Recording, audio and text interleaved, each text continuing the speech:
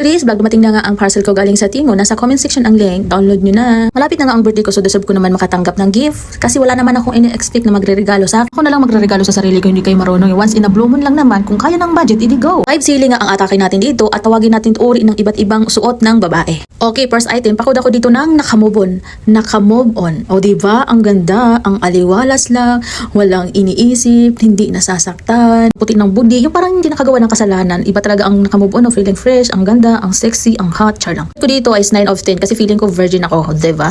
Dito sa Saudi, mahaba mga gusto ko kasi at least pwede ko masuot sa labas. Bawal kasi yung masyadong sexy. Ito at least pwede ako mag-blazer so pwede mo na irampas sa labas. O, diba? Di yung kinaya. Okay, next item. Pakuda ko dito ng nadala na. Sa sobrang pagmamahal na wala na siya ng pag-asa. So, nadala na siya. Natakot at nangamba na baka masaktan ulit siya kung susubok ulit siya magmahal. Haroy!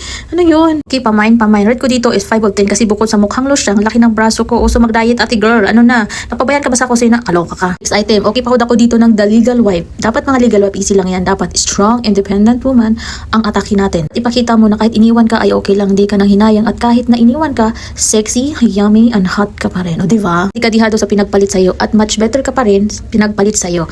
At masasabi na iniwan mo man ako, maglaway ka ngayon. O diba? Palaban si legal wife. Okay, pakod ako dito ng the legal wife. Ko dito is 8 of 10 kasi di ko gusto ang kulay, ang haba masyado sa akin tapos para akong bagong panganak. O diba? Illegal wife dapat may mistress. Code natin dito mistress para medyo social kasi ang kabit, pangkanto lang yan. So, the mistress. Kami matamaan dyan. For the content lang po ako, trabaho lang, walang personalan. So, tabi-tabi po. The mistress. So, pa-off shoulder tayo dyan. Ipakita natin kung gaano tayo ka-hot, ka-sexy at kayame at proud na tayo ang pinili. Kisa doon sa asawa niyang di nagsusuklay at losyang at nanganak ng 10. Proud si mistress, nakasira ng pamilya. Pakod ako dito ng the mistress. Ang rate ko dito, 7 of 10. Bukod sa kabit lang ako, hindi ako masyado sa off shoulder. Pero dahil kabit ako, laban.